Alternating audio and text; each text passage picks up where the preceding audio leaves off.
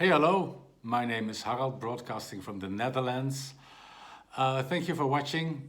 Today I'd like to talk about when you send your crush a text message and you don't get a reply.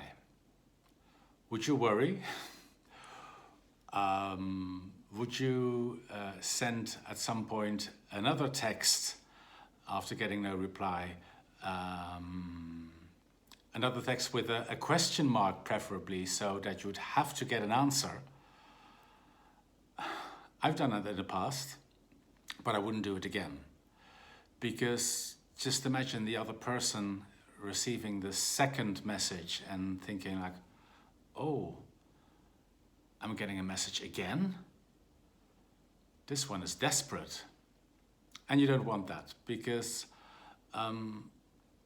when you're in love, or you have a crush, certainly in the early stages, it helps when there's a little bit of mystery involved, that you can wonder about each other. Oh, what are they doing? What's going on? Does the other person like me? And if you keep on sending texts, you take the mystery away. And even when you get a reply after a second text, it doesn't necessarily mean that the crush is mutual, because you could get that reply out of a sense of obligation.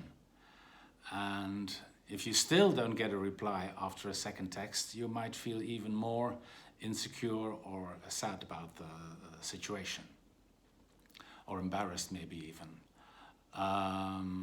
So then, why don't you get a reply? Well, there could be thousands of reasons.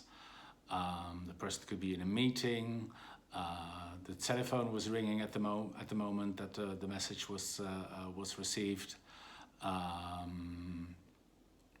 Chances not very likely that things like person falling off a cliff or having died or whatever is true, but I know that that kind of thoughts might come up, but that's usually not the case by far. What could be the case, though, is that what happens often is that people make up a text message in their head, a reply, and then just forget to send it. And the person might look at the WhatsApp messages later and think, oh, I thought I sent a reply. I sort of made it up, but apparently I didn't send it. So in that case, you could get a reply, a genuine reply, after a little bit of time. Another reason could be, and that could be a little bit sad to realize, is that the person just isn't that much into you. And well, it's better to discover that in the early stages, because then you can move on and do great things, invest in yourself, be your shining self, and go on the lookout for other people, or even better, let other people go on the lookout for you. And also, relationships or connections between people are dynamic. They can change. Someone might not like you that much in the beginning, but grow to like you. Give that a chance. Relax.